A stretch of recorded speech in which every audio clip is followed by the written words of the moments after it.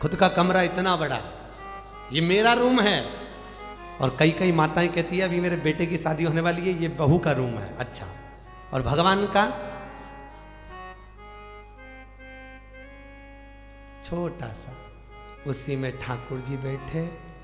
तिरुपति गई थी तो वेंकटेश भगवान को भी ले आई, नाथ द्वारा गई तो श्रीनाथ जी को ले आई, माँ मुंबई के गणेश मंदिर गई तो गणपति जी के लिए आई, कहीं गई रामेश्वर तो बद्रीनाथ रामेश्वर जी को ले आई, बद्रीनाथ गई तो बद्रीनाथ जी के लिए आई। सारा देवी देवता बेचारा खसक खसक के बैठा, इतनी सी जगह में सारा देवी देवता इतनी सी जगह में बैठे।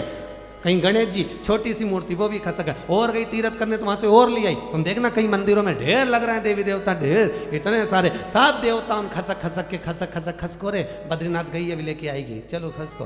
फिर जगन्नाथ गई, वहां से पकड़ लाई। सारे देवी देवताओं को इतने से मंदिर में ढेर लगा के रखा। गणेश जी तो बेचारा फूल में दबा दबाया बैठा, सब बैठे, सारे देवी देवता बैठे। खुद का कमरा अच्छा और भगवान का कमरा छोटा सा, उसमें ही सब देवता। और सुबह से आई, इतनी सी शक्कर लाई, इतनी सी खड़ी शक्कर, खड़ी मिश्री इतनी सी, और लाके रख दी और आरती उतारी। गणेश जी सोचे मेरे लिए लाई, हनुमान जी सोचे मेरे लिए लाई, ठाकुर जी सोचे मेरे लिए लाई, जगदम्बा सोची मेरे लिए लाई। रोज सारे देवी देवता आपस में झगड़ रहे तो उन्होंने भी सोच लिया इसने खाने के चक्कर में झगड़ा करवाया, जब ये किचन में जाए तो इसकी भी किचकिच कराओ। पुष्टि मार्ग में वर्णन किया गया, एक साधे सब सधे, सब साधे भी सब। घर में जैसे बेटे का कमरा होता है, वो अकेला उसमें रहे, उसकी बहू रहे, उसके बच्चे रहें, ऐसा भाव होना चाहिए। जिस मंदिर में हमारा ठाकुर बैठा है उस मंदिर में भोलेनाथ जी विराजमान है, ठाकुर जी विराजमान है, फिर उनकी सेवा अर्चना हो जाए। अगर शिव की अर्चना चल रही शिव की, राम की अर्चना हो रही है राम की, कृष्ण की अर्चना हो रही है कृष्ण की, जिसकी हम अर्चना कर रहे हैं वो अर्चना हमारी मूल होना चाहिए, उसमें अधिकता नहीं होना चाहिए, अधिकता।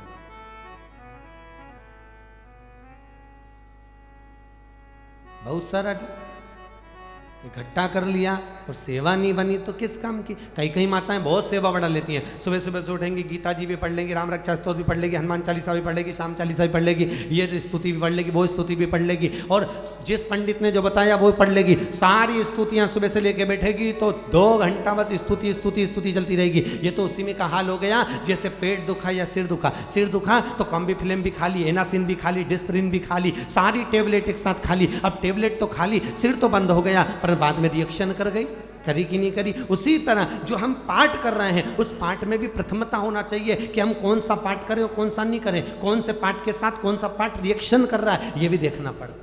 ऐसा थोड़ी ना हनुमान चालीसा पढ़ रहे हैं तो शिव चालीसा कब पढ़ना, राम रक्षा स्तोत्र कब पढ़ना, राम रक्षा स्तोत्र के बाद में गीता जी का कौन सा श्लोक पढ़ना, तो गीता जी का पाठ कब होना, ये शास्त्र संबद्ध बात है। अब मालूम पड़े तुम तो सुबह से उठी और पोथी खोली और एक लाइन से सब पढ़ दिया, तो ये तो रिएक्शन करेगा ही सरी, घर में अशांति उत्पन्न करेगा ही सरी। हर चीज का एक समय होता है कि कौन सा पाठ कब करना चाहिए, कौन सा स्मरण कब करना चाहिए, कौन सा भजन कब करना चाहिए, कौन सा कीर्तन कब करना चाहिए, समय की बात। आप लोग खूब दान दे रहे हो, खूब पुण्य कर रहे हो, खूब मालपुओं का दान दे रहे हो। जब श्रावण महीना आएगा शंकर जी की पूजन कर लोगे, जब चैत्र महीना आएगा नवरात्र में जगदम्बा की पूजन कर लोगे। सबका एक समय होता है। उसी तरह पाठ की भी मूलता होती है कि गीता जी का कौन सा श्लोक कब पढ़ना है हमको, राम रक्षा स्तोत्र कब पढ़ना है हमको, हनुमान चालीसा कब पढ़ना है हमको, शिव चालीसा कब पढ़ना है हमको, उसका एक क्रम बना हुआ, क्रम का।